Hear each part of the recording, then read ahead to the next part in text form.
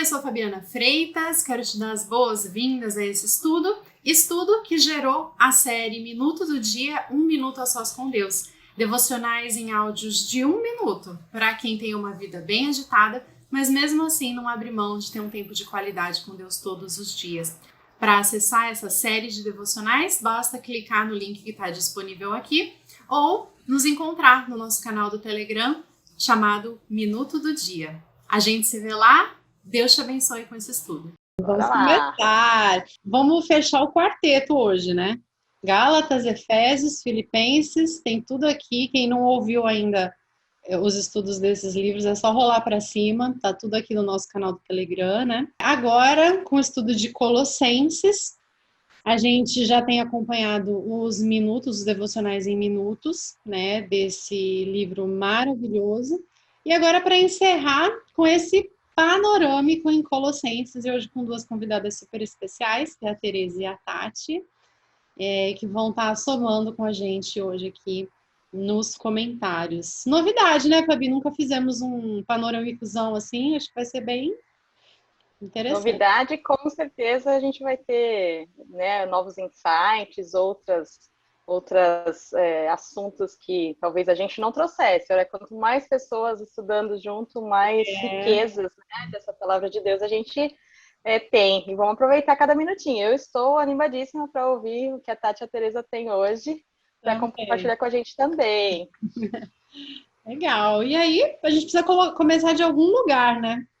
Então, assim, um pouco a respeito do contexto, né, em que esse livro é escrito, foi escrito por Paulo também, e num contexto em que parece, né, que os colossenses estavam sendo ameaçados ali com ideias de que Jesus não é aquilo tudo, né, Jesus é, sim, um caminho aí para aproximar a gente de Deus, mas, né, vamos manter aquela festa ali, aquele ritual aqui, né? Para completar, para a gente realmente ali ficar bem engajadão com Deus mesmo.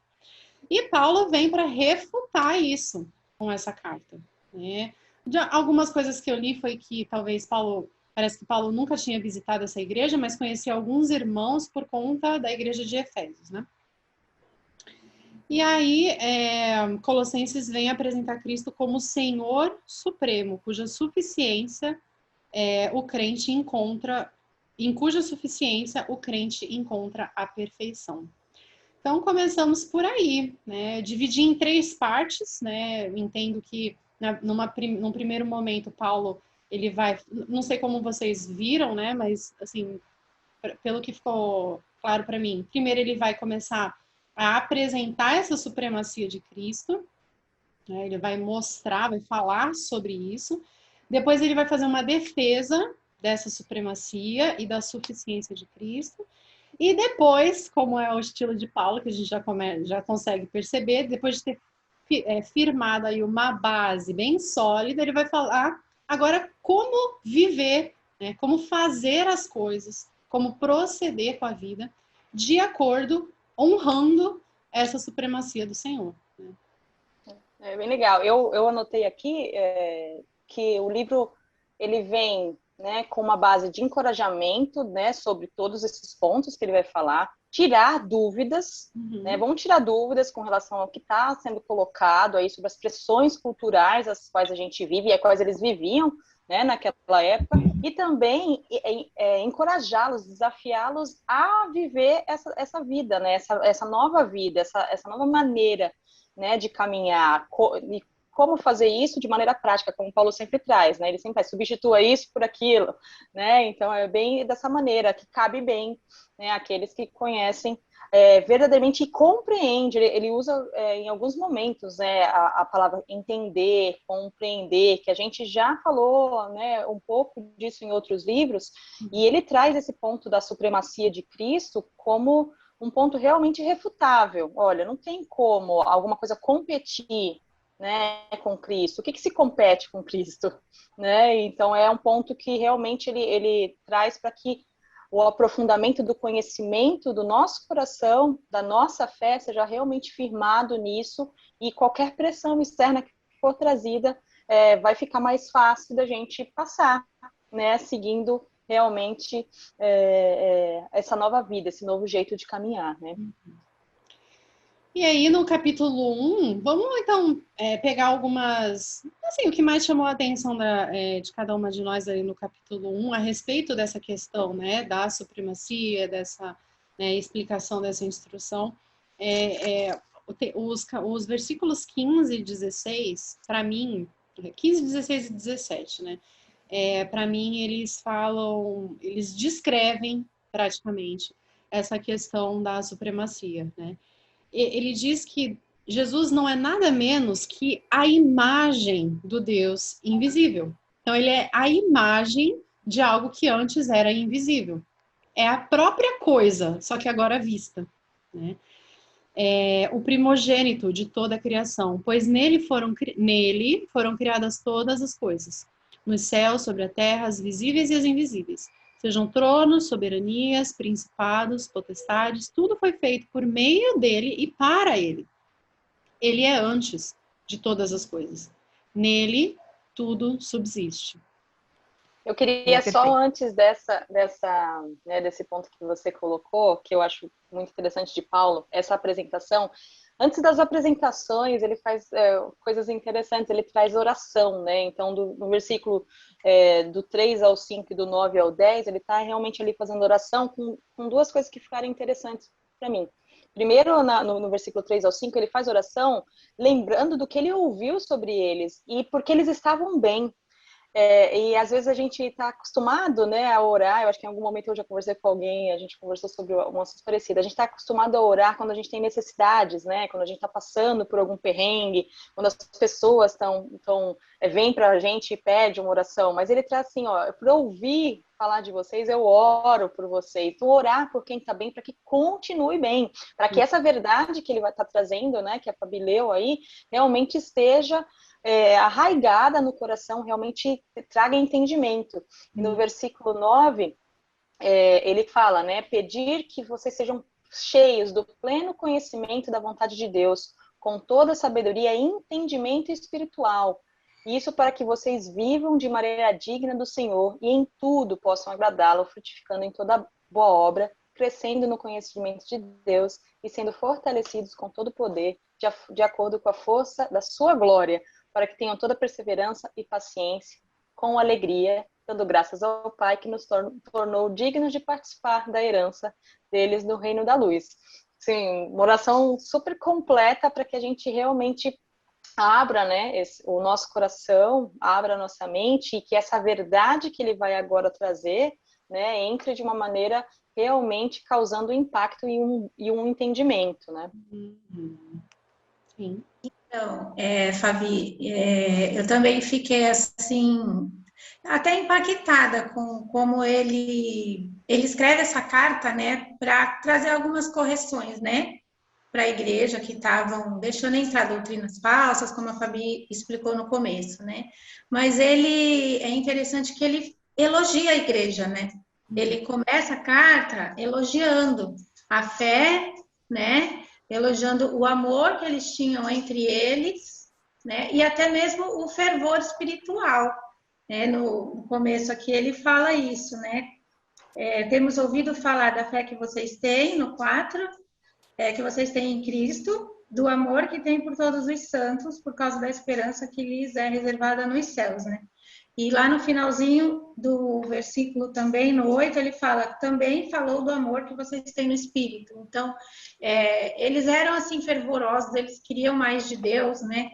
Eles tinham fé em Cristo, eles se amavam, mas tinham coisas neles, na igreja, que precisavam ser corrigidas. Mas ele não chegou na igreja, né, não começou a carta, tipo, meio que desanimando e chamando a atenção deles, né? Mas primeiro, trazendo a memória deles, né, também. Quem foi que os evangelizou, né? Que foi o Epáfras que fundou a igreja, que ele fundou a igreja na verdade do evangelho. Lembrando eles que eles aprenderam a verdade sobre o evangelho verdadeiro, que é o perdão dos nossos pecados, né? E que por distração e deixar se envolver, né, com as coisas, que nem a Fabi falou, né, social, da forma como eles viviam naquela época, eles acabaram permitindo, né, que se introduzissem outras práticas, né? E me lembrei também daquela carta do Apocalipse, das cartas que João, né, escreve, né, para as igrejas, que sempre Jesus começa as cartas, né, elogiando, trazendo um elogio, né, para a igreja. Não é para desencorajar, né? Muitas vezes a gente vai receber alguma repreensão de algo, mas é sempre em amor, né, que tem que ser feito isso e que a gente tem que entender. Sempre lembrar, né, da nossa fé, que é real, né, mas que às vezes a gente precisa voltar, né, para a essência, né, voltar para aquilo que realmente Deus nos chamou, para quem Ele realmente é, né, e aí fala da suficiência de Cristo. Então, eu fiquei pensando muito sobre isso, né, sobre essa oração que você falou aí de Paulo, que ele ora, né, por isso, por crescimento espiritual, para que eles tenham um conhecimento realmente de Deus, da vontade de Deus, né, para que eles possam andar dignos do Senhor e possam agradá-lo em todo o tempo. Aí eu fiquei pensando, para que a gente possa viver e agradar alguém, a gente precisa conhecer, né, essa pessoa. Que nem eu não posso, se eu for dar um presente para uma pessoa que eu não tenho intimidade nenhuma, como é que eu vou agradar ela, né? É difícil você agradar uma pessoa que você não tem intimidade. Então, você dá uma coisa comum, né? Agora, quando é alguém que você tem intimidade, você sabe como você vai agradar, porque você sabe do que ela gosta. Então, me chamou a atenção assim, para que a gente que Paulo queria isso, né? Quando ele ora por esse conhecimento de Deus, né? Como que a gente vai agradar a Deus se eu não buscar conhecê-lo? Então, esse primeiro ponto, assim, que me tocou no início dessa carta, né? A atenção que Paulo chama com amor e lembrando eles, né, de como eles começaram, né? De realmente da fé que eles iniciaram. Ali, sim, era a fé verdadeira e que eles deviam permanecer naquilo e crescer, né? Isso me faz pensar, Tereza, que como às vezes a gente julga, né, quando as pessoas estão adicionando a fé, né, colocando elementos para além de Cristo, a gente julga, ó, tá vendo? A pessoa não tem fé. No caso deles, não era que eles não tinham fé, eles estavam muito fervorosos, eles queriam muito aquilo. Então, quanto mais eu tiver, né, dessa proximidade com Deus, melhor. E aí esse talvez ali fosse o perigo. Tanto é que Paulo ora ali, né, como a Fabi leu, que ele pede, né, que eles transbordem no pleno conhecimento da vontade, sabedoria e entendimento espiritual. Às vezes o que a pessoa precisa não é de mais fé, ela precisa de mais discernimento. Ela tem muita fé, ela não tem o entendimento. Muito legal esse ponto que você trouxe, assim, não tinha relacionado essas duas coisas até você mencionar. E mostra uma coisa, sabe, que a gente não está imune a isso, porque tem muito a ver com a cultura. Então, cada igreja tem uma cultura específica e algo que está arraigado no coração. Imagina você crescer desde sempre fazendo aqueles rituais, né, de adoração aos deuses que eles tinham ali, dos judeus em si, com a observância ali da Torá. Meu, você nasceu fazendo aquilo, então como é que você tira isso que está arraigado dentro de você? Exatamente com esse ponto, é mais discernimento, é mais espiritual, não é que você não queira, não é que você está, né, esse ponto que a Teresa trouxe foi muito legal, porque às vezes a gente tem a tendência de olhar só o negativo, né, e aí já abolir as pessoas, já até né, se flagelar, dizendo, não, eu sou péssimo. Então, não, Deus não é assim, é exatamente esse ponto. Tem coisas boas e precisa ser, tem um pequeno ajuste. Ó, tem um ajuste aqui para que vocês tenham coragem, porque precisa ter coragem de enfrentar essas culturas, aquilo que está arraigado, que não pertencem, né, que não cabem a nós, e que não são dignos de Deus, precisa ter muita coragem para fazer isso. E essa coragem só virá realmente quando a gente tiver discernimento, entendimento e transbordar realmente, né, do Espírito para conseguir ultrapassar os olhares tortos, os julgamentos que virão, né? Então realmente é um ponto que ele coloca aí muito interessante para a gente. O mais legal é que ele nem chegou aí à igreja de Colossenses. Ele, como a Fabi falou, ele só mandou a carta, né? E assim, o amor dele, né? Já por esses novos crentes que ele queria que eles conhecessem e andassem, né? Olha, eu gostei muito no 21, que ele fala: antes vocês estavam separados de Deus e na mente de vocês eram inimigos por causa do mau procedimento de vocês. Eu fiquei pensando nisso, né? Porque, assim, muitas vezes a gente se julga em algum momento separado de Deus por causa de um mau procedimento, né? A gente para e fala, né? No dia a dia, alguma coisa que a gente faz, mas, meu, esse momento aqui não está sendo legal e eu conheço, eu mesmo já tive essa atitude, como a Fabi falou, por causa cultural mesmo, de achar que naquele momento Deus está deixando de te chamar por alguma coisa que você deixou de fazer, quando na verdade Paulo nos lembra aqui que não tem, né, que ele já pagou o preço, já foi pago e de maneira de uma vez e não tem essa separação mais, né? Então isso foi uma coisa que ficou muito, muito forte nesse capítulo. No meu coração, da gente ter essa fé fundamentada mesmo, né? Como no nosso coração. Não há nada que eu faça, né? Ele já pagou o preço, já foi suficiente, né? E muitas vezes a gente esquece por algum momento desse sacrifício que foi tão perfeito, tão real e tão único pela nossa vida, justamente alguém ali querendo diminuir esse sacrifício. É verdade. É verdade. Bom, e aí? Mais alguma coisa sobre o 1 ou vamos pro 2 para a gente já engatar, né, na questão da defesa, né? A defesa da supremacia e da suficiência de Cristo.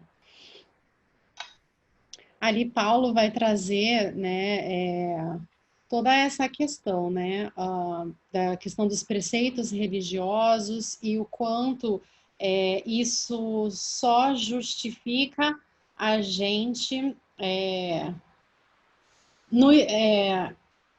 o que eu percebo ele tentando dizer é que continuar vivendo preceitos religiosos é mais uma questão para demonstrar a santidade, né?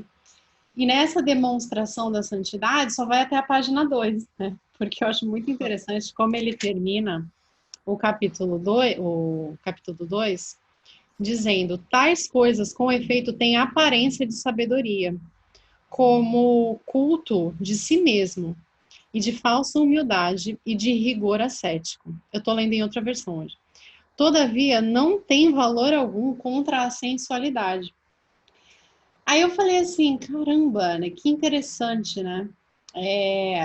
Essas coisas, elas têm efeito sobre algumas áreas, efeito aparente sobre algumas áreas da nossa vida, mas sobre aquelas camadas que ninguém vê, elas não têm, né? Não tem. Então, só Cristo é capaz de entrar na nossa vida completamente e mudá-la completamente no que eu demonstro e no que eu não demonstro, né? Eu achei bem legal, assim, esse ponto que ele trouxe. Já fui logo pro fim, né? Uma vida foi pro fim, primeiro, já foi lá no 1. Agora vocês voltam. Gente, aconteceu muito isso, cara. Que Não, eu já fui no fim, agora vocês vamos voltar para o início. Não, mas dá para emendar nisso que você falou, porque é muito legal, porque assim, são pseudo-seguranças, né? São falsas seguranças. A gente acredita que isso vai nos fazer mais santos. Estou fazendo entre aspas, gente, porque eu tenho mania de fazer e não falo. Vai nos fazer ser mais santos, vai nos fazer atingir algum nível, aí até nesse ponto que ele traz dos falsos ensinos, é exatamente isso. Só a obra de Cristo na cruz não é suficiente. Então, você precisa seguir essas coisinhas aqui, né? E uma coisa que trata, né, que ele trata aqui também, que eu, né, no meu entendimento aqui, é de um medo também, né, porque assim, existe um medo com relação a essas autoridades, né, e quando ele fala no 15 que Cristo, né, pela cruz, na realidade ele começa no 14, né? E cancelou a escrita da dívida, que consistia em ordenanças e que nos era contrária. Ele a removeu, pregando-a na cruz, e tendo despojado os poderes e as autoridades, fez deles um espetáculo público, triunfando na cruz. Porque é o medo. Por que eu quero agir dessa maneira? Por que eu estou respeitando esses rituais? É aquela coisa mística, né? Olha, mas se eu não fizer isso aqui pode acontecer algo comigo, né? Então ele traz e refuta exatamente todas essas coisas. Então, assim, não existe nada, né, que possa ser maior. Quando a Fabi leu, né, lá no começo, né, o poema ali do Messias, ali de Jesus, que é tão lindo aquela parte, tem algumas palavras, né, ali. Jesus é tudo, a plenitude, supremacia. Então não existe nada que vai estar além disso. Antes de toda a criação, antes de todas as coisas. Então, como é que pode ter alguma coisa que possa nos assustar ou também nos querer fazer ser ou fingir ser uma outra pessoa, fingir ser por conta de algumas atitudes que estão só no exterior, né? Porque o interior é muito mais profundo, né? E é muito aquém, né? Essas coisas que eles estavam vivendo ficam muito aquém. No 16, né? Ele fala, portanto, não permitam que ninguém os julguem pelo que vocês comem ou bebem. Ó, vai julgar pelo que come, pelo que bebe, com relação a alguma festividade religiosa, celebração das Boas Novas ou dos dias de sábado. Essas coisas são sombras. Existe coisa mais intangível e volátil do que uma sombra. A sombra, ela muda quando a gente se mexe, a sombra, ela muda se o sol se mexe, a sombra, ela muda, né? A realidade, porém, encontra-se em Cristo. Gente, não sei se isso faz muito parte do mundo de vocês, mas eu estudo psicologia e como se debate essa questão da realidade. O que é realidade, o que é a consciência, o que a pessoa entendeu, né, em contraponto com aquilo que ela viu ou que ela experienciou. Gente, a realidade para o mundo, ela é uma coisa, é uma sombra, entende? A realidade para o mundo é uma sombra, é algo inconstante e incerto. E para a gente, a realidade é Cristo, ele é a própria realidade. Isso é muito firme, muito firme. E acho bem bacana como Paulo traz isso bem claro, né? Isso daqui é sombra, a realidade é o próprio Cristo. Isso, eu queria só voltar uma coisinha nesse poema que a Fabi falou, que eu fiquei mesmo assim bem mexida, né? Que eu nunca tinha prestado atenção quando ele diz que todas as coisas subsistem, né? Por meio dele, né? Que ele ele é antes de todas as coisas e nele tudo subsiste, né? Então eu fiquei pensando sobre isso, tipo, ele sustenta, né? Ele, além de ser o criador, né? De todas as coisas, de ser antes de tudo, ele é o que sustenta, né? A toda a criação. Ele é o que sustenta tudo que foi criado, tá tudo nas mãos dele. Eu fiquei imaginando assim, né? Ele cuidando de cada detalhe. Aí eu lembrei de Mateus, quando ele fala que ele cuida, né, até dos passarinhos, que ele cuida dos lírios dos campos, quanto mais não cuidará de nós, né? Que a gente não tem que se preocupar com coisa alguma. E aí eu fiquei pensando, né? Que ele sustenta a minha vida, né? Ele é o meu tudo, né? Ele é antes de tudo, ele fez tudo e ele criou tudo para a sua glória, né? Toda a criação está submetida a Deus, está submetida a Cristo. Então, se toda a criação está submetida a Cristo, eu também. Eu sou criação de Deus antes de todas as coisas, né? Todo ser humano está criado. E o ser humano tem muita dúvida, que nem você falou sobre a psicologia, né? Que eu acho lindo, né? Parabéns, eu acho uma profissão maravilhosa. E é muito... O ser humano se indaga, por que eu existo? Né? Para que eu estou nesse mundo? Para que... E ter esse entendimento que eu existo para a glória de Deus, eu fui criado para a glória de Deus, para a glória de Cristo, e Ele me sustenta, né? Para mim, isso foi muito maravilhoso, né? Internalizar isso, porque às vezes falta para a gente, como igreja, internalizar que Cristo é que nos sustenta. Ele sustenta todo o universo, ele sustenta tudo que existe, tudo está abaixo dele. Né? Então, como a igreja se preocupava, né? Eles adoravam anjos, misturavam tudo, né? Tinha um misticismo total lá dentro. Criam em Cristo, mas criam em outras coisas. Isso não é diferente hoje, né? Não, graças a Deus, na nossa igreja. Mas ele ser esse sustentador e ele ser suficiente, né? Aí me tocou muito quando ele falou isso, que tudo subsiste por ele, né? E tudo foi criado para ele. Aí eu trouxe para mim, né? Então eu existo para a glória de Deus, eu fui criada para a glória de Deus e é ele que me sustenta, né? Tem que ser suficiente para mim. Mais ou menos isso. Não, sabe o que eu achei muito legal? Porque, na realidade, acredito que esse poema, né, essas primeiras palavras que a Fabi leu e trouxe, isso, porque ele vai ecoando nos capítulos seguintes. Porque, na realidade, essa é a verdade e essa é a realidade.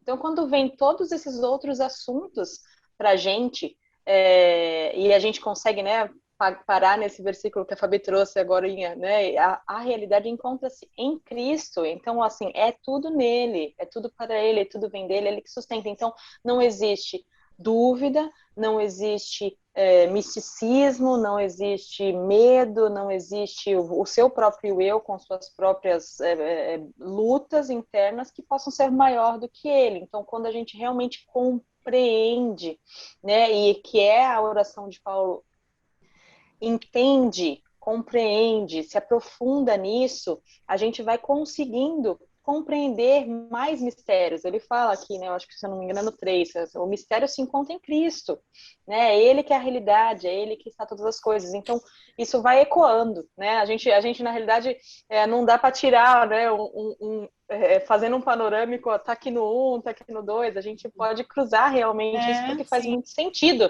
né, isso. Tati dormiu? Não, tô aqui, eu estava pensando aqui, na verdade, nas páginas que eu grifei, porque hoje eu acabei anotando aqui na Bíblia mesmo. Uhum. E daí eu pensei estava pensando nesse capítulo, ouvindo vocês falando e pensando nesse versículo 8, que ele fala: tenham cuidado para ninguém os escravize a filosofias vãs e enganosas, né? E eu estava ouvindo vocês falando sobre isso e pensando como é fácil, né? A gente se pôr escravo de alguma filosofia, né? Até porque hoje em dia a vibe do mundo são as filosofias, né? Então, nada é absoluto, né? Tudo é muito relativo. Então, essas filosofias é muito fácil de você permitir que uma entre pela sua porta, a porta da sua casa, e faça morada no seu lar, porque você ouviu e achou legal, entendeu? E quando você vai ver, você está ali enraizando aquilo dentro do teu coração, né? Pensando daquela maneira. E o cuidado aqui de Paulo em relação à igreja, falando: tenham cuidado para que ninguém os escravize em filosofias vãs e enganosas, e a gente vê como aquilo era real já naquela época e como continua com todo esse tempo passando, e ainda acho que até hoje penso que seja até mais real do que naquela época.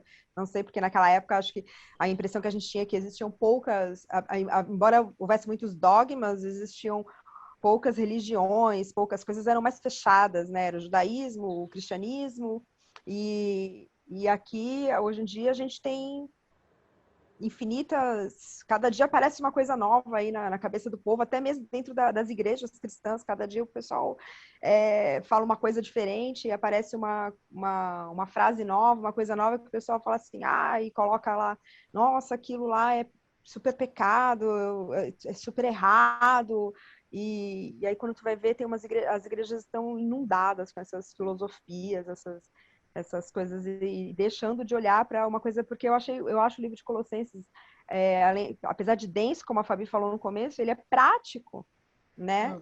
O Paulo é muito direto, ele é muito prático, ele é muito direto, ele é muito claro nas palavras. Olha, gente, Cristo é a raiz, é a pedra fundamental, ele é a supremacia, ele é o início e fim, e é isso que vocês têm que crer, né? É isso que é uma maneira muito direta, como ele fala com a igreja de Colossenses. E a gente vê como a igreja estava se perdendo, né? Em dúvidas, em coisas que estavam aparecendo para aquela época, né?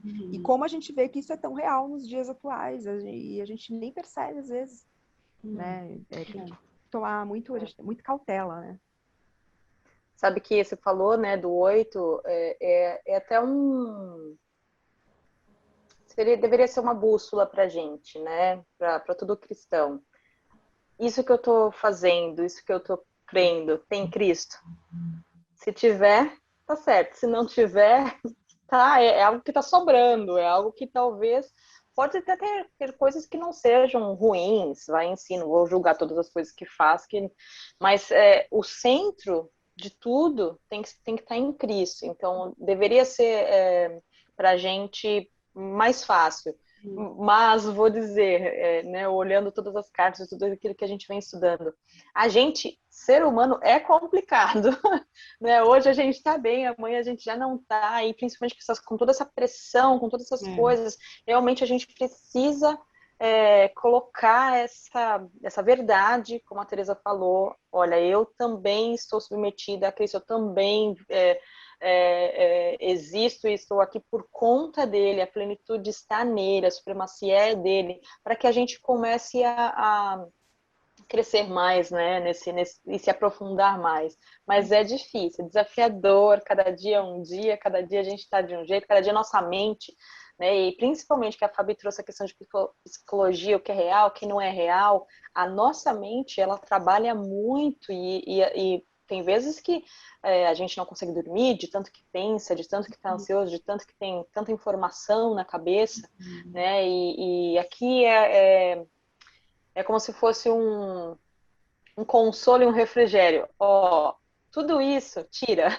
Só coloca Cristo aí que vai ajudar, amiguinho. Você vai perder o medo, você vai ficar melhor. Então, é uma lição pra gente, né? E essa praticidade de Paulo traz realmente esse encorajamento. É um desafio à devoção, sabe? Olha, todas essas coisas estão falando, não tenham cuidado, não se comprometam com isso, não fiquem enraizados nessas coisas, mas a sua dedicação, a tua atenção volta para quem é supremo, para quem tem toda a plenitude, para quem é real. O resto é sombra, o resto passa, o resto muda, não tem firmeza, não há segurança numa sombra, mas na realidade de Cristo, em que a gente vê Deus, né, existe. Então é aí que você se agarra. Vai lá, amiguinho, com fé. E falando, né, em emoções que vão e vêm, cada dia a gente está de um jeito, ele passa a falar das mulheres, né? Passa. Adoro esses ganchos, né, do nada. Mulheres, sujeite-se cada um a seu marido como convém a quem está no Senhor. Maridos, ame cada um a sua mulher e não a tratem com amargura. Eu parei aqui e achei muito interessante essa questão do tratar com amargura, né? Porque a gente trata com o que tem, né? Com o que está sentindo, com o que leva no coração. Poderia dizer, trate-as com amor, mas ele diz, não trate-as com amargura. Trate-as com docilidade, mas não, ele diz, não as trate com amargura. E eu fico pensando de onde pode surgir essa amargura, né? Do homem, do marido contra, essa é a palavra, né? Contra a mulher, né? E pode ser de lugares que não tenham nada a ver com a mulher, mas ele acaba trazendo essa amargura para o relacionamento com a mulher. Ou podem ser coisas que simplesmente o marido não consegue falar, conversar com a mulher, né? É muito comum a gente ouvir o quanto os homens detestam DRs.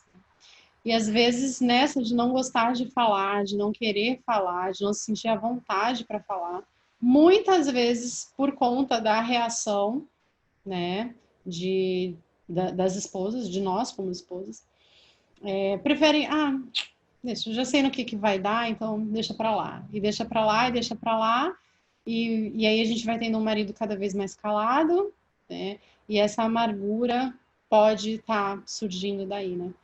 Então, eu pensei muito nessa questão da nossa responsabilidade como esposas de nos sujeitar aos nossos maridos, não só naquilo que nós somos solicitadas para fazer, né? Mas nos sujeitarmos também no ouvir, nos sujeitarmos também no não precisar responder tudo na hora, né? Às vezes eles só querem falar, assim como a gente às vezes só quer falar também. Então, como é nossa responsabilidade também ajudar a transformar essa amargura em doçura, né? Nós temos isso, né? Nós temos isso em nós. Então, essa palavra pulou assim para mim da Folha. É legal porque quando ele traz esses pontos práticos, né, e aí pensar como mulher, a gente às vezes precisa só falar, e quando a gente ouve o que a gente está falando, a gente percebe, né? Não sei quando acontece com vocês, a gente começa a falar, fala, nossa, por que eu estava me sentindo assim, né? E aí ele traz, né, uns pontos legais aqui no capítulo 3, né, práticos, pensar nas coisas que são do alto, abandonar aquilo que antes estava, aquilo que antes tomava lugar no nosso coração. Ele traz coisas muito práticas da gente agradecer, né? Se revestir do novo, se revestir do conhecimento e a imagem de Deus, viver em unidade com Ele, como nós somos feitos. Então, na realidade, o resumo que ele dá é assim: vivam no presente, né? Agora, como vocês já são vistos, com a identidade que Deus deu para vocês. Então, quando a gente fala de pensar no alto, talvez muitas vezes a gente fala assim, eu só vou... Eu até já falei isso também, eu vou acertar tudo, quando eu tiver acertado tudo, tiver compreendido tudo, eu vou estar no céu. Sim, de fato, isso é uma realidade. Porém, eu fui chamada para ser diferença aqui, nessa terra. Então eu tenho que ver a identidade verdadeira que Deus me deu, de filha, né, de sacerdócio, de santa, aqui. E como que eu faço isso? Me revestindo de Deus, me revestindo desse novo, abandonando aquilo que não é legal, para que eu consiga, né, realmente ter novas atitudes, ter nova atitude como esposa, ter novas atitudes como amiga, ter novas atitudes como mãe, novas atitudes como uma líder, num trabalho, enfim, como empregada. Então, ela só virá realmente quando a gente se despoja dessa identidade falsa, dessa sombra, que é o que a gente acha que a gente deve fazer, ou que a sociedade dita que a gente deve pensar, ou as coisas que ficam pressionando a nossa cabeça, ou até mesmo tendo pessoas que nos julguem para isso. Mas qual que é a minha verdadeira identidade? Aquela que realmente permanece e aquela ao qual eu sou vista por Deus. Porque Deus não me vê como eu me vejo, porque eu tenho a lupa do filtro do sangue de Cristo. Né? Então a alma, quando tem o sangue de Cristo passando ali, já não enxerga o que aquele pecado, aquela coisa. Não, Deus já me vê como filha amada, como perdoada, como redimida, como santa, como escolhida. E então, né, como é que eu posso me revestir disso e não deixar como que a minha própria mente, como que a sociedade, como as mentiras que estão ao meu redor me façam ter atitudes contrárias à minha identidade real, à realidade de Cristo na minha vida. É aquilo que ele fala bem no começo. Portanto, já que vocês ressuscitaram com Cristo, então nós temos uma nova vida, né? E então nós não vivemos mais. Ele fala isso também um pouco antes, né? Que a gente não viva mais nas práticas que a gente vivia, porque a gente já nasceu de novo, né? A nossa vida antiga já passou, né? A nossa fé, que nem ele fala também aqui no 2 sobre isso, né? Sobre que estava entrando o judaísmo, as leis, os legalismos e tudo. Então, quando ele fala que a gente não deve permitir, né, que nos julguem, mas depois ele diz que, claro, ninguém tem que nos julgar, porque ele já pagou toda a nossa dívida, né? Todos os nossos pecados, e ninguém tem que colocar nada a mais para que a gente siga a Cristo. E quando a gente põe algo a mais, né, para seguir a Cristo, a gente está tirando a centralidade dele, né? Do sacrifício, né? Realmente a gente está rebaixando, né, o sacrifício de Cristo, dizendo que ele não foi suficiente para a nossa salvação. Mas assim como a gente já ressuscitou com Cristo, e aquela vida, né, não é mais nossa agora, a gente tem uma vida nova, tanto espiritualmente, né, como também aqui nessa terra. A gente se reveste de Cristo, como a Fabi falou, né? Então, ele nos chama para isso, né? E ele nos dá as dicas de como que a gente consegue, porque que nem você leu, Fabi, no 2, também lá no finalzinho, eu fiquei matutando muito sobre isso, né? Que ele fala assim, esses valores, ou seja, o legalismo, né, as leis, elas não têm poder nenhum para nos resfriar do pecado, né? Ou seja, para a gente viver uma vida digna do Senhor, como ele ora lá no começo, né? Para a gente conseguir viver essa vida, não depende só da gente, né? Não é na nossa força, mas é pelo Espírito de Deus, não é por nós, né? Mas ele nos impulsiona, né? Para que a gente viva essa vida. Ele fala, façam morrer, do 5 ao 10, se não me engano, ele fala, façam morrer tudo que pertence à natureza terrena, que está mais para frente, se não me engano. E aí ele fala de vários pecados que a gente comete, né? Os pecados da carne. Então, ele nos dá essa missão de morrer para isso, porque nós já estamos mortos para o pecado, já ressurgimos com Cristo. Então, em Cristo, pelo poder do Espírito de Deus, nós temos as condições de vencer cada dia, né? Cada dia uma dificuldade, um pecado, tudo é lento, cada dia a gente é transformado, né, de glória em glória, mas a gente tem que ter essa consciência que o Senhor também nos chamou, né, para vivermos para a glória dele, né, vivermos dignos do Senhor, que nem você estava comentando, Fabi, sobre o casamento, né, que nem ele fala, levem a mente de vocês para as coisas do alto. Se a gente fosse basear realmente nas coisas aqui da terra como esposa, nós vamos sim amargurar nossos maridos, né? As mulheres hoje não querem se submeter aos seus esposos, tem uma resistência muito grande porque se sente rebaixado, né? Porque às vezes até cristãs mesmo, falta a gente entender o nosso valor, como a Fabi falou, a nossa identidade, quem realmente nós somos, e nada vai mudar isso, né? E não é essa a intenção nos rebaixar, mas cada um tem o seu papel, né? Dentro de toda a esfera social, né? Então, isso foi algo que Deus plantou, que Deus decidiu assim, né? Como Cristo é o cabeça da igreja, né? Ou seja, uma liderança, né? Realmente que Deus coloca na casa. Isso não quer dizer que o marido é maior que a mulher e que a esposa é inferior, mas no mundo essa visão essa a visão, né? Se a gente ficar preocupado realmente, como que vão me ver, né? Será que eu vou agradar mesmo a Deus assim, mas eu o tempo todo tendo que fazer a vontade do outro? Não, não é assim, né? É acordo, é conversa, né? Também Deus não quer a gente sendo submetido a coisas graves, né? Pressões psicológicas, violência, enfim. A gente passa por momentos que você tem que abrir mão, né? Que quem vai decidir no final é o meu marido. É muito buscar aquela sabedoria e discernimento que ele falou lá no início, né? Isso. E é difícil muitas vezes, né? É difícil para mim, também é difícil. Né? Ter que aceitar que a minha vontade não vai prevalecer muitas vezes, né? E eu acredito que ser submisso é a gente honrar nosso esposo, né? A gente tratá-lo com amor, com respeito, e não é tão difícil assim, né?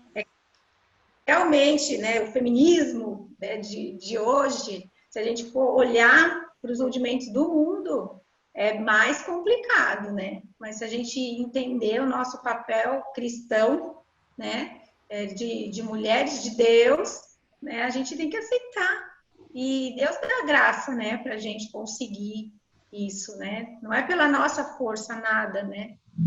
Eu gosto de um versículo que ele fala: sem mim nada podeis fazer, né? A gente não pode fazer nada sem ele, né? Eu fiquei pensando, quando você estava falando, Tereza, do versículo 14, ele fala: acima de tudo, porém, revistam-se do amor, que é o elo perfeito. Quando a gente fala de qualquer esfera e relacionamentos entram, né, nele, é uma construção. Eu preciso. E os verbos que ele coloca são verbos, né, que denotam que temos que ter ação. Então, assim, revistam-se. Não é que ninguém vai te revestir. É você que vai se revestir. Perdoe. É suporte. Então, assim, é você que vai fazer isso. Então, quando ele traz, né, esse ponto que o elo, revistam-se do amor, que é o elo perfeito, né, Deus é amor, né? A gente acaba tendo uma construção de relacionamento. Uma outra pessoa se sente amada, e quando uma outra pessoa se sente amada, ela ama. Assim como a gente vê, né, quando a gente faz alguma coisa, ou alguém faz alguma coisa pra gente, a primeira vontade que vem é da vingança, né? Eu quero me vingar, eu vou me vingar. Então, na realidade, o ponto que ele traz, assim, é para que isso não venha, para que essas coisas não sobressaiam, para que essas coisas não fiquem aí, para que vocês, mulheres, consigam realmente fazer, né, o seu papel como companheira, como uma pessoa que está ali do lado, e você, marido, fazendo dessa maneira, e você, servo, fazendo dessa outra maneira, e você, senhor, fazendo dessa outra maneira, reveste-se do amor. Então, comece o seu dia colocando a roupinha do amor, a roupinha que vai ser difícil de vestir, às vezes ela vai entrar apertada, sabe? Porque a gente não está usando muito, ou porque a gente já engordou com outras coisas que entraram, né? Mas tem que colocar a roupinha do amor, tem que se exercitar. É um exercício e uma construção. Nunca é fácil. Qualquer relacionamento ele vai ser mais complexo. Só que é uma maneira, né, em que ele traz. E tanto que depois no 15 ele fala que a paz de Cristo seja o juiz em seus corações, porque vocês foram chamados para viver em paz, como um só corpo, e sejam agradecidos. Então é um complemento. Eu escolho vestir a roupa do amor, eu escolho olhar o outro como uma pessoa importante. O meu coração vai se encher de paz, porque Deus vai estar realmente falando comigo e me ensinando nesse processo, que não é fácil, é um processo de negar aquilo que está dentro de você, aquele seu eu. É óbvio que eu quero vai pra cima de mim agora, né?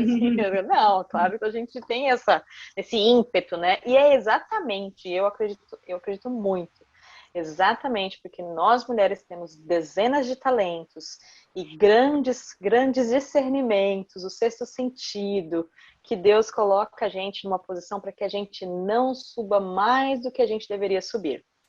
Eu realmente acredito nisso, que é para que a gente se mantenha numa humildade verdadeira. E não naquela humildade, porque eu sou assim. Não, é realmente um posicionamento, porque senão a gente seria como Torre de Babel. Olha só o que nós podemos fazer, vamos lá e vamos chegar. Imagina as mulheres todas juntas querendo fazer, vamos lá, pronto, virou. Aí é a revolta das mulheres poderosas, né? Então eu acredito muito que tem esse ponto de ensinar a gente, sabe? É um ponto muito, muito legal da gente pensar, conversar né, e encorajar, né, uma outra com relação a isso. Fabi, antes, você falando nisso, uma palavrinha que ele fala no 8, que chamou muito a minha atenção também, é o abandonem, né? O abandonar mesmo esses sentimentos, essas práticas que a gente tem, que no geral é o que acaba gerando todas essas coisas dentro de nós, né? Que é a ira, a indignação, que nem você falou, muitas vezes a gente está indignada por tão pouco, né? E às vezes a gente traz isso para dentro da nossa casa, a maledicência, né? Que é uma coisa que está tanto no geral na humanidade, mas eu vejo muito na boca das mulheres, né? Tipo assim, usando de maledicência, falando coisas a respeito dos outros, assim, para denegrir, para, né? E aí é quando ele vai para eu usei bem essa palavrinha abandonem, porque é tão difícil da gente às vezes largar dessas práticas, né? Para se revestir, que você falou, revistam-se do amor. E ele fala bondade, compaixão, humildade, mansidão e paciência. Às vezes eu falo, meu Deus, falta tanto isso Ah, nos nossos paciência. lares. A paciência, né? A mulher tem uma dificuldade de entender que ela anda num passo e o homem anda em outro passo. Eu tive muita dificuldade de entender e ainda estou aprendendo muitas vezes. Muitas vezes meu marido tem que chegar para mim e falar assim, não, calma, você faz desse jeito, mas eu faço desse jeito. E aí eu, tá bom, então a gente, né, respirar, vai, paciência, né? Tudo bem, a gente entende, a gente busca, né? E aí, quando eu vejo ele falando depois lá embaixo para as mulheres sujeitarem-se ao marido e os maridos amar, né, como a Fabi falou, a gente vê que tudo isso aqui em cima também faz muito parte dos lares, não só do dia a dia externo, fora da casa, mas dentro da nossa casa, né? Muitas vezes a gente permite que essas práticas aconteçam dentro de casa, né? Às vezes é até mais fácil aprender essas coisas acontecerem dentro da nossa casa, onde a gente tem intimidade para estar ali, do que fora. Porque você sabe que fora, se você agir de determinadas maneiras no seu emprego ou nos lugares que você vai ser cancelada, como dizem agora a palavra, né? Você vai ser colocada para fora. E dentro de casa você já tem aquela intimidade, então é muito mais fácil você ter uma prática, essa prática que Paulo fala aqui, né? De que nós devemos abandonar, se torna muito mais fácil da gente estar com elas, enfim. Agora eu vou dar uma de Fabi. Eu vou lá pro fundo, Fabi. Deixa eu só falar sobre essa questão só para não perder a palavra abandono aqui, eu acho interessante, né, Tati, ele ter trazido logo a palavra abandono. Ele poderia ter falado deixar para trás, larga disso, sei lá, qualquer outra palavra, mas ele falou abandono. E o abandono, quando eu escuto, me traz a ideia de algo valioso ou de apreço por alguma coisa, né? O que você abandona? Você abandona... Quando que uma coisa é considerada abandonada? Quando ela tem muito valor, ou quando deveria haver um apreço ali, né? Entre essas coisas. E ele fala sobre abandono para ira, indignação, maldade, maledicência, linguagem indecente no falar. São todas coisas que, quando a gente se utiliza delas, traz aquele sensozinho de justiça, de que eu sei algo que você não sabe, de que eu estou um pouco mais acima, né? Então, de que eu consegui me posicionar e de coisas assim, né? Então, é muito duro isso, porque abandonar, a gente precisa reconhecer que a gente tá tendo vantagem quando a gente faz algo que quando a gente lê, fala, maledicência, né? Ira, nossa, né? Então, será que a gente está pronto, né, para reconhecer que sim, me alivia ficar um pouco irada e gritar com todo mundo, e aí isso que me traz paz, às vezes, quando o Senhor me oferece uma paz que o mundo não me dá, né? Uma paz tão superior. E aí, falando de coisas superiores, no 23, só para concluir, Fabi, para te passar a palavra. No 3:23 ele fala sobre essas atitudes que ele recomenda, né? E que ele encoraja as pessoas. Tudo o que fizerem, façam de todo o coração como para o Senhor, e não para os homens, sabendo que receberão do Senhor a recompensa. Mas não só a recompensa da herança. Não é a recompensa do que você vai fazer. Não é a recompensa por ter se submetido, é a recompensa da herança. Tipo assim, o que o Senhor tem para você por ser uma filha obediente não é só a consequência ou a resposta ou a recompensa da tua obediência. O que você vai receber é a herança, entendeu? Por ser filha de Deus. Gente, esses padrões de Deus que eu tenho encontrado aqui nos nossos estudos. Gente, é muito superior. Às vezes a gente se nivela por menos do que o que Deus fez de nós, sabe? Não obedece porque é direitinho ou vai ser melhor para você ou porque é bonitinho. Não! É porque o que você vai receber é uma herança, sabe? E não faça só pela recompensa, faça porque é certo, porque é bonitinho, porque vai ser bom para você. Mas não é aquela coisa de olho por olho, dente por dente, sabe? Eu fui obediente, então espero que alguém me obedeça. Sabe? A gente nivela muito baixo. Se você obedecer, você vai receber uma herança. Isso é muito legal. Isso é muito superior ao que a gente Que pode, pensa, né? que pode até não chegar agora, né, Fabi? Pode não ser Nem nesse tão momento. cedo, Vai ser agora, nem tão cedo. Uhum. Vai ser uma herança que, né? A gente nunca sabe quando que a herança vai chegar. Mas não é o já, né? E aí cabe até aquilo que ele falou no começo, né? Ele reconheceu, né, eles pelo amor, pela fé e pela esperança. Então, quando Paulo vai ensinando todas essas verdades, né, trazendo tudo isso, né, vai dando, vai potencializando. E eu acredito que na hora que uma pessoa que tem isso, né, que já foi elogiada por amar, por ter fé e por crer na esperança que tem, quando ela vê isso, ela fala, poxa, isso aqui vai me fazer muito melhor aquilo que eu já estava fazendo. Então, olha, isso aqui, eu tenho que abandonar isso aqui. Então, dar um reforço de algo que já era bom e realmente com uma outra perspectiva. E o que eu ia falar, né, na hora que eu vou dar uma de Fabi, vou lá pro final do quadro, não. Eu acho muito interessante o fato dele começar falando dentro do lar. É a partir do lar que o externo vai ser transformado.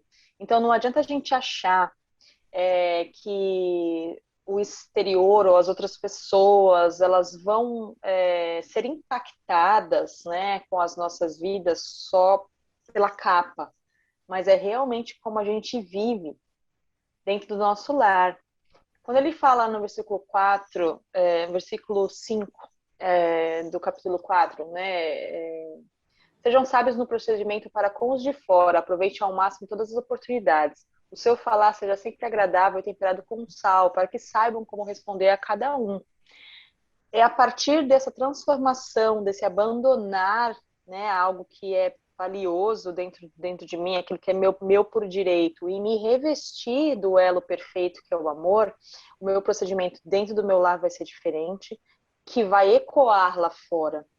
E que vai ecoar com as outras pessoas. Eu só vou ter um falar temperado, que não é ter a maledicência ou o jeito, né, como é que ele escreveu aqui, indecente no falar, né, o jeito indecente do falar, se eu me revestir do elo do amor e se realmente eu conseguir retirar essas coisas, realmente abandonar e servir ao Senhor. Tanto que no capítulo 3 ele fala 2 vezes, né, para que a gente faça tudo como se é para o Senhor. É o versículo 17 e o versículo 23, que a Fabi leu.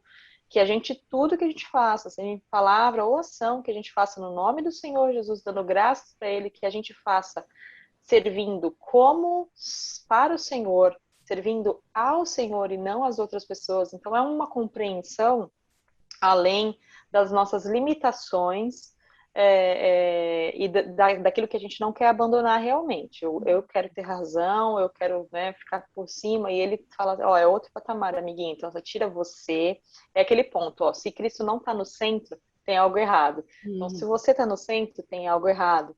Então ele traz esse ponto de maneira prática e a gente pode olhar, né? Ou pode ter certeza, a gente sai daqui e daqui a pouco a gente cai em uma coisa e fala, opa, peraí, vamos lá, vamos voltar. Vamos voltar, amiguinhos. Por isso que a palavra tem que estar viva aí na gente o tempo todo, né, Fabi? Porque é isso mesmo. Vai e volta, vai e volta. E ele fala, né, no 2, dediquem-se à oração, dediquem-se, estejam alertas, e sejam agradecidos. Então, para a gente se dedicar a algo, precisa despender tempo, precisa priorizar, precisa abandonar alguma outra coisa. Estejam alertas, é o que a gente está falando, em todo tempo a gente vai ser tentado a fazer aquilo que está na nossa carne, como o 2. Eu não tinha ficado com aquele versículo, mas depois que a Fabi leu, eu fiquei com ele na cabeça. Que é com relação à carne, né? Que é muito difícil refrear os impulsos da carne. No versículo 23 do 1. Então, realmente é uma dedicação, é um encorajamento de Paulo e uma exortação para que a gente potencialize aquilo que é bom, para que a gente centralize Cristo, para que a gente consiga mudar no interior, do nosso ser, do nosso relacionamento, e isso vai ecoar para as outras pessoas que estão fora.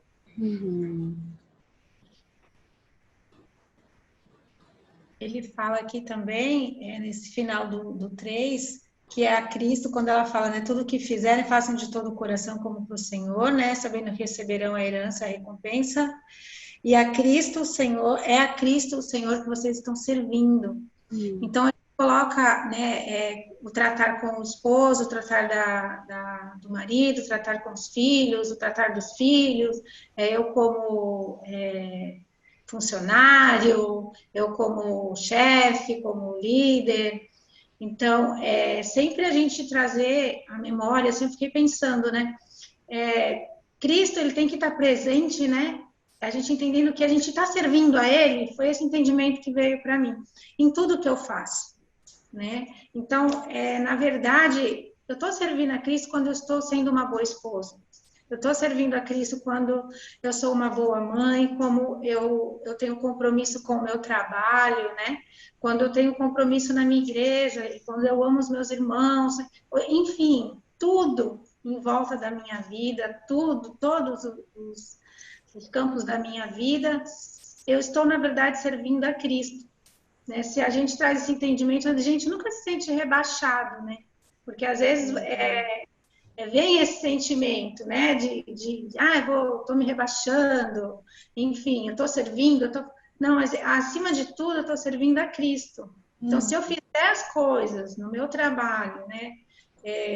Eu entendendo que eu estou servindo a Cristo, eu vou fazer o melhor, né? Se eu tiver esse entendimento, e eu não tinha muito esse entendimento, não, de achar que, tipo, o meu trabalho ou a minha casa era um serviço ao Senhor. Eu não tinha esse entendimento. A gente entra em igrejas diferentes, né? E você acha que o único serviço que você faz para Deus é dentro da igreja. É assim que você é ensinado, né? Então, você está servindo dentro da igreja. Tudo que você faz na igreja é um serviço para Deus. E quando você não consegue mais fazer aquilo, e você não pode mais... Parou de servir. É como se, tipo, eu tô pecando. Meu Deus, é o fim, né? Então, eu passei por isso. Foi um processo difícil. E hoje, assim, para mim, foi uma libertação, né, muito grande. Quando eu leio isso, eu entendo, né, que eu estou servindo a Cristo aqui na minha casa. Então, ser dona de casa não é mais um peso para mim, porque eu estou servindo a Cristo, né? Ter que trabalhar para ajudar, não é um peso. Eu não estou servindo o meu marido para ajudar nas contas, né? Eu estou servindo a Cristo, afinal das contas, né? No final de tudo, é a Cristo que eu estou servindo. Né? Quando eu sou submissa no meu trabalho, porque tem muitas pessoas que têm essa dificuldade, né, no seu trabalho, de se submeter, eu estou me submetendo a Deus, né, a Cristo. Então, trazer Ele para todas as áreas da nossa vida e ver que estamos servindo a Ele em tudo que a gente faz. Isso é bem impactante para a minha vida. Eu tenho aprendido, né, estou aprendendo, né, a viver assim. Todas nós, né? Todas nós. Sim. E aí um pouco sobre essa questão do servir as pessoas e desse treino de serviços começar em casa, né? Que a Tereza você, Tereza, e a Fabi também estavam falando antes. No 4, ele nos chama, né? Nos exorta. Versículo 5, a sermos sábios no procedimento para com os de fora. Aproveitem ao máximo todas as oportunidades. Não marca toca, né? E como o seu falar seja sempre agradável e temperado com sal, para que saibam como responder a cada um. Não é nem o que responder a cada um, é como responder a cada um, né? Essa semana eu presenciei uma conversa em que uma pessoa estava muito inflamada com a outra. E as duas eram cristãs, não era nenhum de fora. E eu falei, meu Deus, como essa pessoa... Eu não seria capaz de responder com essa serenidade, nessa forma, sabe? Que a outra pessoa tá ouvindo e respondendo de maneira temperada, sabe? Com temperança. Então, é bonito de ver, sabe? Quando a gente é pressionada em alguma situação, quando a gente é indagada, desafiada, a gente não necessariamente se preocupar com o que responder, mas como responder. Né? Porque eu não sei, é sempre uma resposta possível. Né? Eu não sei, eu vou buscar saber. Eu não tenho essa resposta agora. A gente pode conversar sobre isso depois, né? É uma resposta possível. A gente não entrar em embates inúteis, né? Não precisar, que nem ele fala aqui, temperado com sal, não salgar as nossas conversas para que a outra pessoa tenha que tomar litros de água depois para poder engolir aquilo que você falou, entendeu?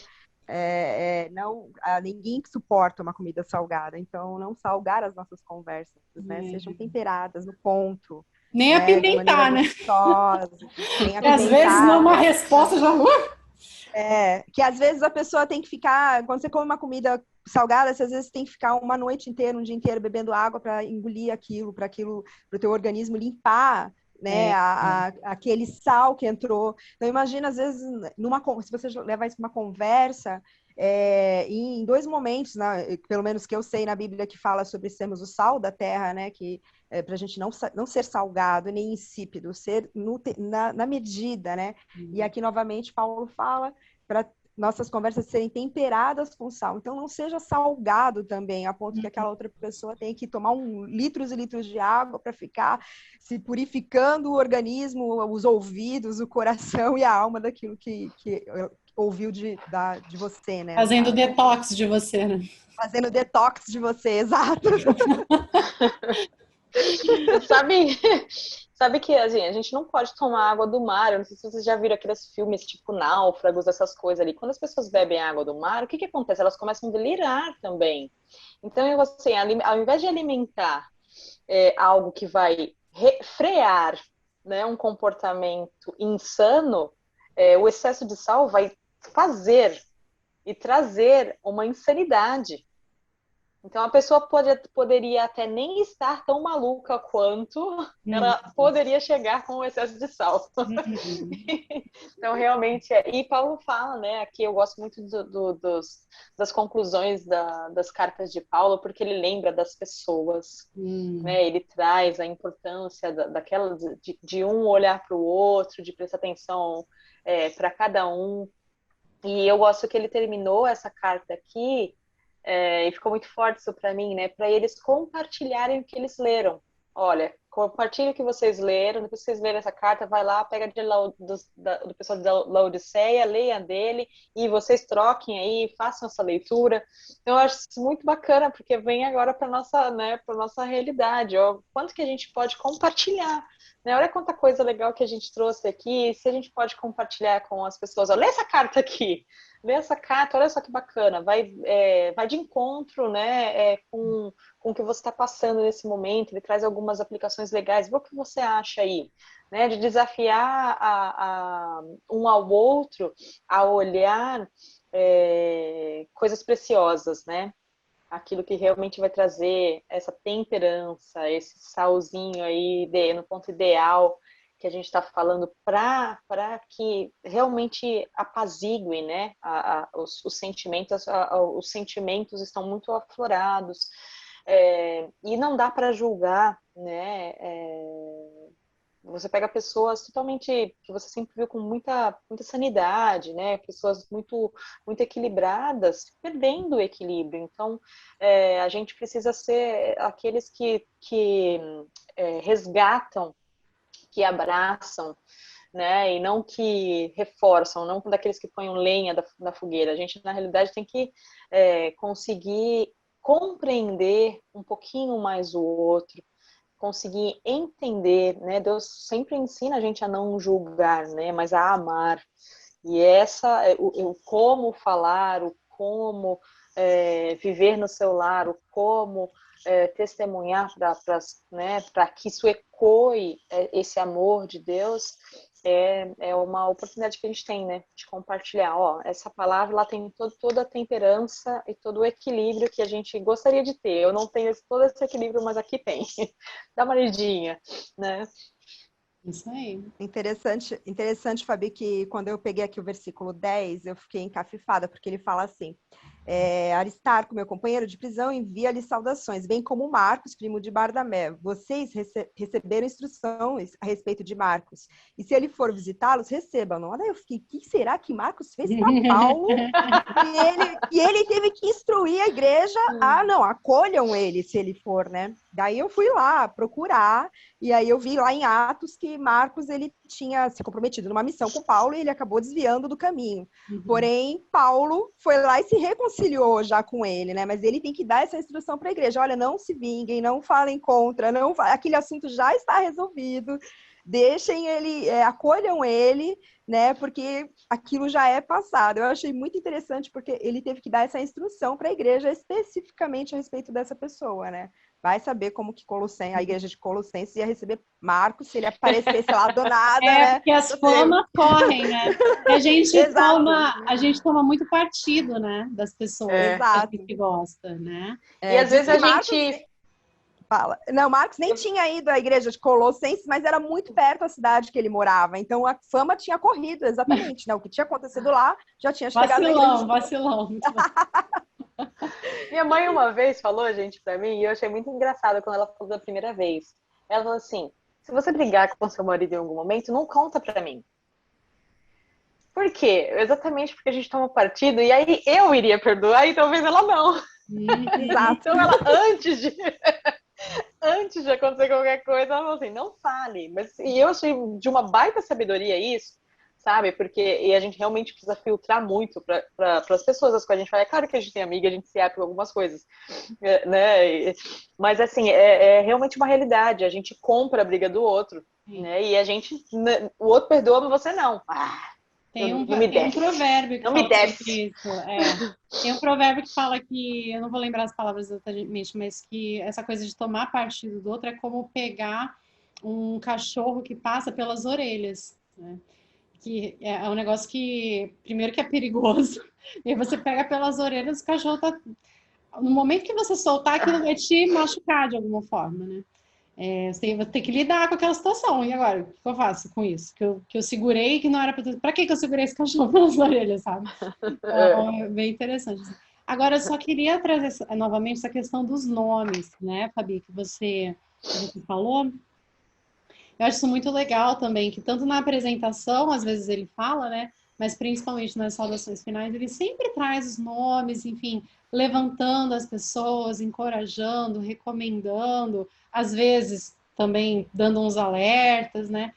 Mas como isso era um costume dele, já imagina, de repente, alguém pensando, nossa, ele tá falando o nome de um, o nome de outro, será que ele vai falar o meu também, sabe? E a honra que deve ter sido para essas pessoas que estavam aqui, ter o nome delas registradas nessa carta. Imagina quando, por exemplo, digam a Arquipo, cuide em cumprir o ministério que você recebeu do Senhor. Gente, foi uma carta escrita para uma igreja, só que tem um cara que ele envia uma mensagem especial e ele fala o nome do cara, né? E é assim que o Senhor se relaciona com a gente, né? Isaías diz, né? Não temas, né? Porque eu te resgatei, eu te chamei pelo nome, você é meu, né? Te chamei pelo nome. E como essa questão desse relacionamento nosso com o Senhor ser nesse nível, de pelo nome, né? Quantas pessoas que passam pela nossa vida, né? Que a gente se relaciona, caixa de supermercado, né? Pessoas que, sei lá, podem vir prestar algum serviço na nossa casa, consertar alguma coisa, né? Que a gente, tempos depois, não vai nem lembrar do nome, ou nem sabe o nome, né? Então, isso é uma coisa que fala muito ao meu coração, porque fala sobre relacionamento, né? Agora meu filho surgiu com essa pergunta, né? Mamãe, quem é você? Caraca, muito existencial essa pergunta. Eu sou a Fabiana, essa é a resposta que eu posso dar para ele. Porque se ele me perguntasse quem é você, talvez eu até dissesse, eu sou a mamãe. Mas eu não sou só isso, né? Eu sou tudo o que Deus colocou debaixo do nome Fabiana, né? E acima do nome Fabiana, o Senhor, né? Então, assim, Eu acho que eu fiz um devocional João 20, lá no Minuto do Dia. O devocional foi sobre isso, sobre o nome, né? Sobre o Senhor nos chamar pelo nome e a preciosidade que existe nisso e a singularidade que existe no Senhor, conhecer cada um dos nossos nomes. Enfim, só um pensamento. Amém. E assim, Eu acredito que todas nós aqui tenham pessoas no seu ciclo de amizade ou que de alguma forma vão lembrar dos nossos nomes, e a gente também lembra de outras pessoas. Então, quando ele fala, e por isso que para mim foi muito especial, quando ele fala para eles compartilharem a leitura, compartilharem as coisas, porque você vai estender isso, você vai estender esse relacionamento, você vai estender esse tipo de maneira de se fazer. Poxa, caramba, eu não falei sobre aquela pessoa, nossa, eu não lembrei dela hoje, não falei sobre nada. E você passa a olhar e fala, nossa, que importante isso, que legal, quero fazer também. Então, é um contágio interessante isso, né? Você ser contagiado com esse tipo de ação, com esse tipo de comportamento. Isso é algo que eleva o patamar do relacionamento e mostra de maneira prática o amor, né? O amor permeando, né, por toda a carta, por todas as atitudes, por todas as ações. Lindo, lindo, lindo. Isso é muito interessante, Felix, está falando, só um comentário, porque meu nome é um nome super difícil do pessoal lembrar, né? Não sei, acho que eu não tenho cara de Tatiana. E as pessoas perguntam, a grande maioria das vezes, quando eu conheço alguém, ela vai lembrar do meu nome na terceira vez que eu falo. Tipo, qual é o seu nome? É Tatiana. Ah, tá, beleza. Daí, quando ela encontrar de novo, ela vai, na grande maioria das vezes, ela pergunta, né? E chama muito atenção quando a pessoa decora, e até hoje, em toda meus 41 anos de vida, a única pessoa que quando me viu pela segunda vez, e já faziam 2 meses que ele tinha me visto pela primeira vez, ele olhou para mim e falou, Tatiana, foi o Tim. E aquilo, naquele momento, fez meu coração saltar em relação àquela nova maneira de viver como igreja, né? Porque eu lembro nitidamente quando ele me viu depois de uns 2 meses, ele falou, Tatiana, eu falei, você lembrou? Foi assim, tão claro assim na minha cabeça. E a gente está falando sobre os nomes, isso é muito interessante, porque muitas vezes isso é tão forte, né? É tão forte esse negócio do nome, né? Pra gente, e aquilo me fez ver como uma nova maneira. Aquele momento foi um momento assim que foi crucial de enxergar, de me enxergar vivendo como igreja, mas de uma maneira diferente do que eu já tinha vivido até aquele momento. Legal. Marcante. Amém, meninas. Que livro incrível. Amém. Concluímos muito bem, graças a Deus. Obrigada novamente, meninas, pela honra de ter vocês com a gente. O pessoal que está ouvindo também está sendo muito abençoado, tenho certeza disso.